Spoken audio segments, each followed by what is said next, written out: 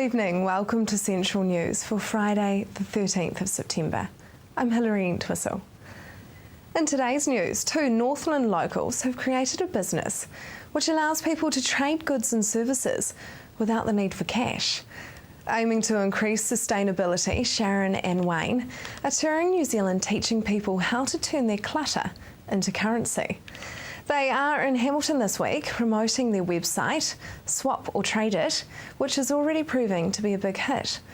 They say that they hope their initiative will promote less waste and a different way of thinking when it comes to financial gain.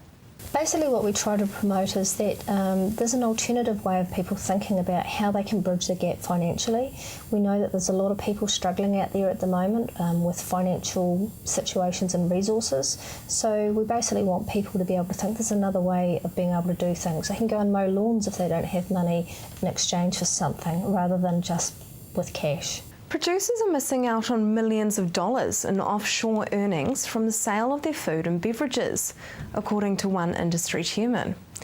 Dr Russell Ballard, independent chairman of the Plant Market Council of New Zealand, says research has shown that exports worth $23 billion when they leave this country sell for between $140 billion and $200 billion. He told the New Zealand and Australian Avocado Growers Conference in Tauranga that it's a six-fold value which mostly goes to others and does not flow back to New Zealand producers. Now for our region's weather for the weekend, Hamilton, there is cool southwesterly change in the wind for your Saturday and the showers increase. Your expected high is 13 and an overnight low of 5. Tauranga, your Saturday will have morning showers and then fine. A cool westerly developing. Your expected high is 15 and an overnight low of 5. Hamilton, your Sunday will become fine with a morning frost and a dying westerly. Your expected high is 14 and an overnight low of a very chilly 2. Sunday for you, Tauranga, will be fine. There will be a morning frost and the westerly will die out. Your expected high is 15 and an overnight low of 5. Just ahead, good local governance and the business community.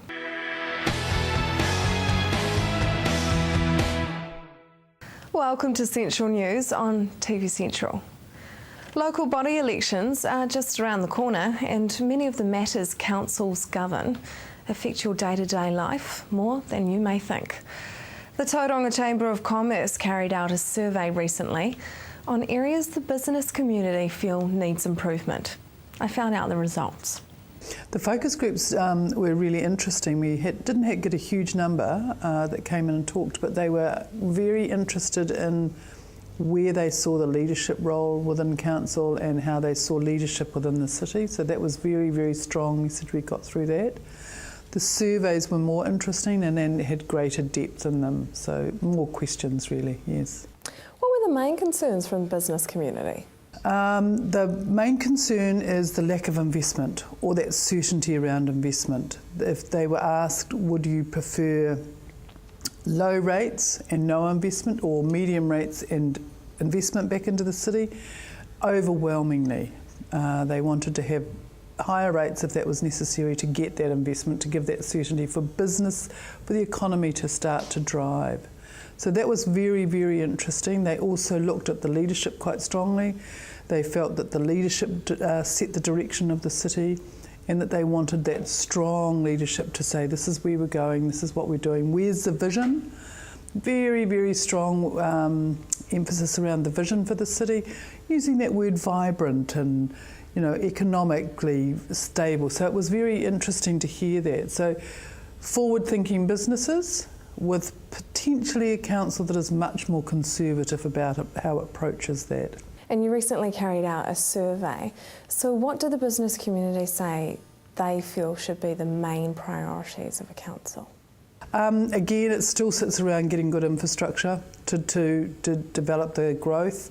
Again, like I said, that sense of where we were going, a strong CBD was very important, understanding that we needed a strong CBD. So it was those kind of really strong things. There wasn't any huge concerns. There doesn't seem to be great issues in the city at the moment that are causing people to a lot of angst. There's one, which is the debt level, and I'm sure we'll discuss that. But beyond that, there isn't a great deal of angst. Just give us a sense of where we're going and what the city is about. Did those surveyed feel that good governance was important? Very important, and that was very interesting, that governance and the way that you dealt with the city is very, very important. And I would suggest that the way the business community answered this and the importance that they put on it would suggest that they didn't particularly see across the board good governance. The results about rates were quite interesting. Yes, very interesting. They're not concerned about the rate level in the business community. And I think you can safely look at the city as, if you like, a city of two camps. There is the voter, so 43% of people vote, of which a large proportion are the fixed income generation, if you like, against the business community. So, when you say 43% only vote, that is only leaving you 57% that are not voting. So they're young, they're business community, and they are not into that rates debate, the same as the fixed income. So you've got a city of two needs or a city of two camps. Did those surveyed feel that Tauranga would benefit from more tourism and events and attractions like that? And interestingly, at the mayoral debate that we had on Monday, the tourism and economic development issues came up strongly, and getting more tourist attractions, greater, bigger events that brought in more people, having that stronger tourism feel was a very strong component of that discussion. What kind of city would people like Tauranga to be in 10 years? Thriving, vibrant city, and it was interesting that they felt that we were growing into that but hadn't quite reached its potential. So the business community see this place as growing into its, and still concerned around its infrastructural build and getting the building blocks right, but they wanted it to be a thriving hub of community, people arriving and going, and building on things like the cruise ship industry and actually having something that people could come to and see and really enjoy. What are those key infrastructure areas? Still getting the roading right, making sure that the roading was really important. Much more also into to amenity. So yes, we've got Bay Park, but we don't have a hotel yet. The tertiary precinct was very important and came out a lot. So that kind of amenity that actually builds the basis of a city, where it moves from being a village into a city that has a whole lot of other stuff. So those things were very much on the forefront of the business community's mind. Interesting results on question 8. Do tell. Yes, it was. It was around that question of, do you think Tauranga City Council is business friendly? And it was, some said yes, and a small percentage, only 7%, and some were in the middle ground, which would suggest that they sort of were and weren't, or may not have even had any issue with them or had to deal with them. But over 48% said no, they weren't. And that sat around that whole issue of too many hoops, that whole no rather than yes attitude. And so they would like to see that change, so that planning and consent was much more around, yes, we can do it, let's solve these issues. So the business community, and that was interesting because the survey respondents were quite a measured group of people, so that was a very interesting and well-informed discussion. To view the survey results, you can do so at tauranga.org.nz. Coming up, Hamilton's model trains.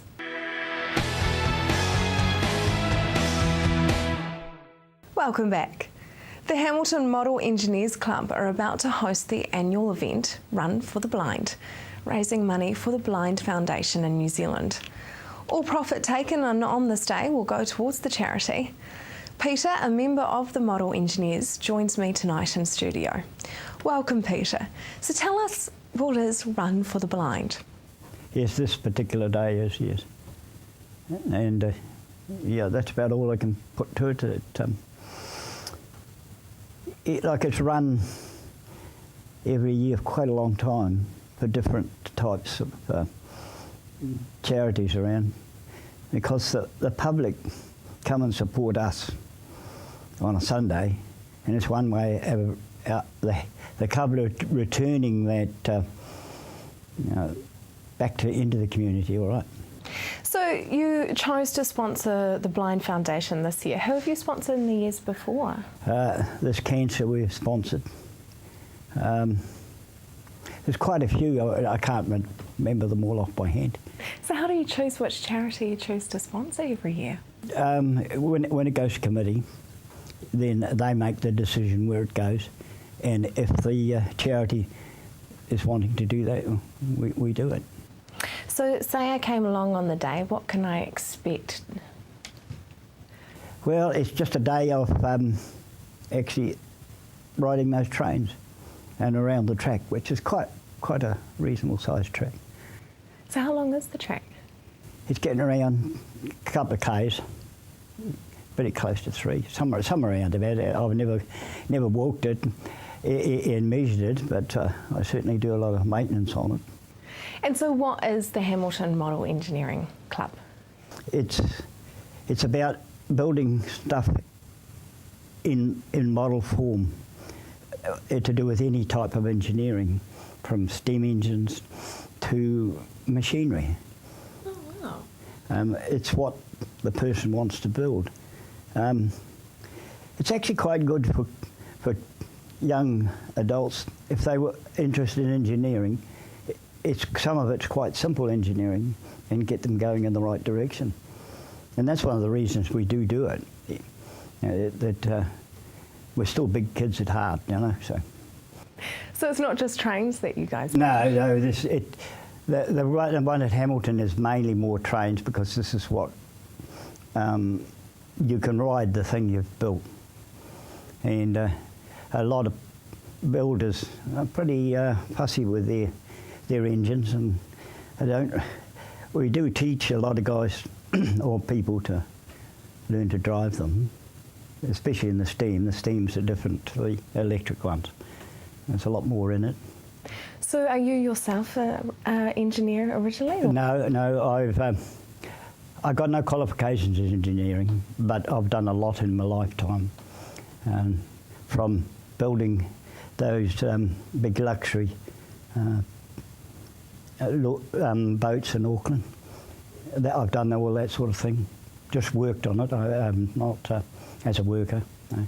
This is quite interesting. I wonder what it's like to go from working on a big train to working to these little trains. What do people say? Is it kind of more... The miniature trains the steam are identical to the big ones. They run on coal, and you fill them up with water, and it's amazing what they do. Mm. Oh, that's amazing. I mean, how do you go from working on a big one to working so intricately? It's almost, I'm thinking of tweezers and little... No, they're not quite that small. Some of them are quite big. Some of them go out to half a tonne in weight or bigger. What the individual wants to do with this model, and to be able to share it with the public, so that their children may get an idea what they would like to do when they leave school. So people can ride on these trains? Yes, they can, yes. How many do they take? Well, it depends on the size of the engine. My engine will take 4. No trouble at all, that's including me. Wow, and so you guys are open to the public on every Sunday? Yeah, we do it to the public to come in. It's where we can run our trains and enjoy what we've done and share it with the public. And we do charge a small fee, but we're not out to make a profit. As long as we can keep it running, we're not there to make a profit. It sounds like a fun day for the kids. Sorry. Everybody there we're not paid. The whole thing is done voluntary, and we do like to share it with the public. So what is the Les Moore Challenge? That is a competition between clubs throughout New Zealand. And on a convention, which they hold every 3 years, I think it is, something like that, where all clubs come together and spend 3 to 4 days. That's what we do, play trains. And I understand that your club's been a bit of a winner. Yes, it's had its chances at times where it's taken that prize, yes. It's poor. It has over the period of time it's been going, but we can't win them all.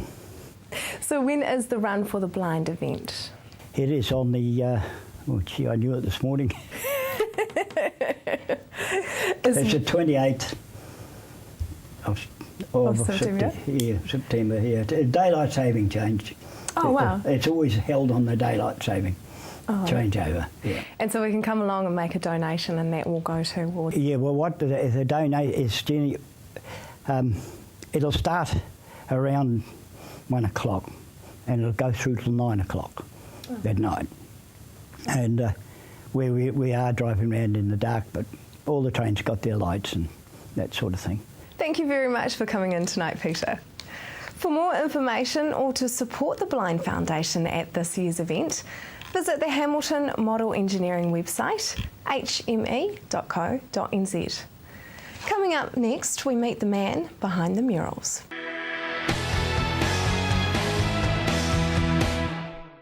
If you have just joined us, welcome to Central News.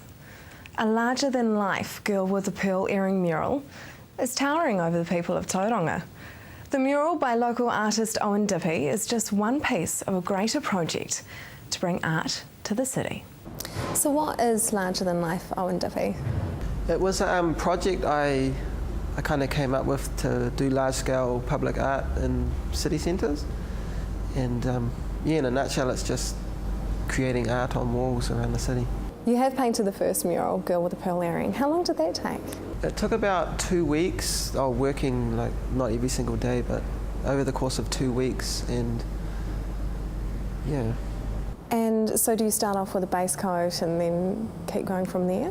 This one was actually, it was annoying. I actually started the wall, we got it prepped and started the wall, and then we noticed that the wall was so damaged that it started to bubble, the paint, so we had to strip the wall right back and then start again. So after I started, I kind of had to start again. But And what was wrong with the paint? it was like I guess it was years of just neglect on the wall that once you put a new layer of paint, it kind of reacted, and I noticed a little bubble in the corner, I popped it, and then I peeled it, and I kept peeling, and it was no good. It was over. Why did you want to get on board with the project? I just love painting, and I see all these grey walls and around the place, and they're there. You don't have to create new things. You can just do art on walls that are already existing, that are just boring and grey. And I think our environment's much cooler with art on the wall.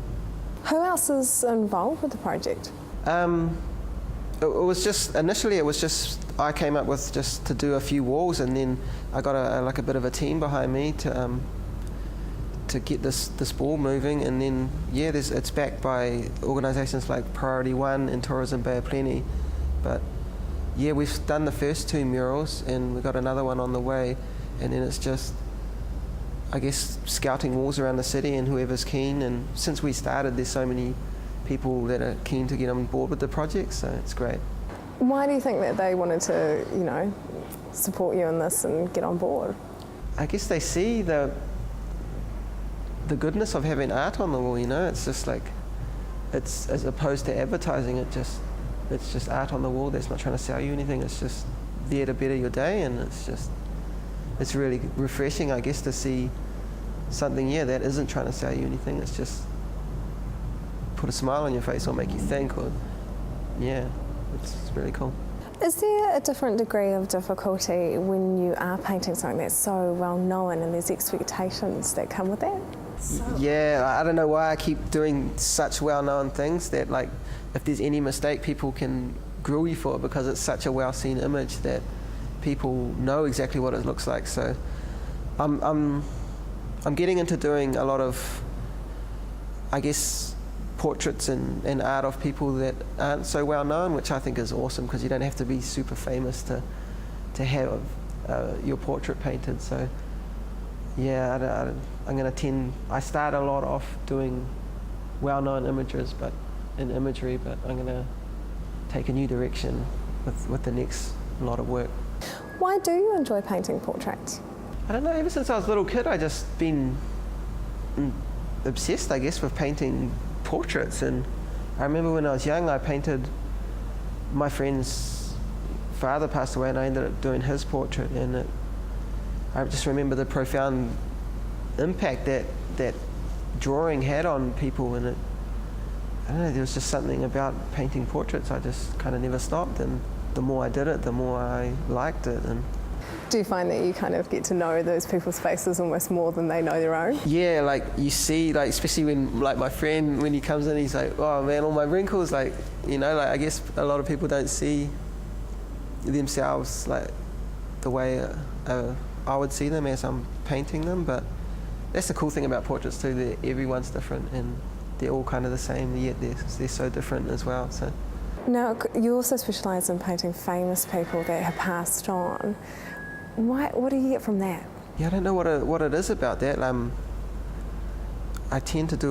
always tend to paint people that have passed on. I guess I enjoy seeing them again. It's almost like you see that person again, like they've passed away, and then you see them in this new way, like it's like they're still alive. So that's why I tend to never sign, if I'm painting someone that's passed away, I don't like associating my brand or my name with that person. They see it and they don't think about who painted it. They see that person again, and I think it's real special to be able to do that, to see, especially someone's loved one that's passed away, and you get to see them again. It's just. Why is a spray can your choice of weapon when it comes to doing your art? Traditionally taught in paintbrush and painting with oils and acrylics, and I guess it's just so much fun painting with spray paint. It's just, I don't see it too differently. Like, it's much faster and it's much more fun, but it's just painting with the push of a button rather than painting the stroke of a brush. It's just so much fun. And I guess over time people are gonna drop the negative stereotype about spray painting and just realize it's just paint. It's what the hand that's holding it does. It's not for criminals. Is there a particular effect that it gives that you quite like? I just think it's beautiful. It's so soft. It's so hard at times. It's just so much fun. And to me, I just look at it the same. I get a palette of colours together, and I use it the same way I use oil paints. That is the news for today and this week. Central News will be bringing you a local body election special soon. We will be holding a forum with the mayoralty candidates from our councils. Those councils are Tauranga City, Hamilton City, Western Bay Plenty, Masamatapiako District, South Waikato District, Waikato District, Waipa District, Waitomo District and Thames Coromandel District. We will be putting viewers' questions to the candidates, so email us or send a message on Facebook of the questions you want answered from your potential new mayor. I will be back next week with more guests from in and around our regions. I'm Hilary Entwistle. Have a lovely evening and a fantastic weekend.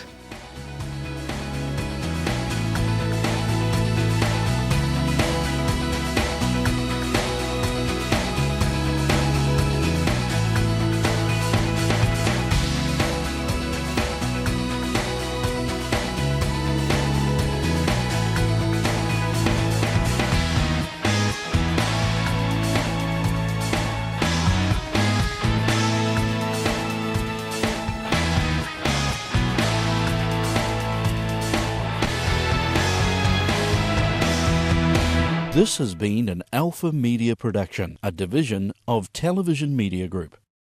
Supporting local content so you can see more of New Zealand on air.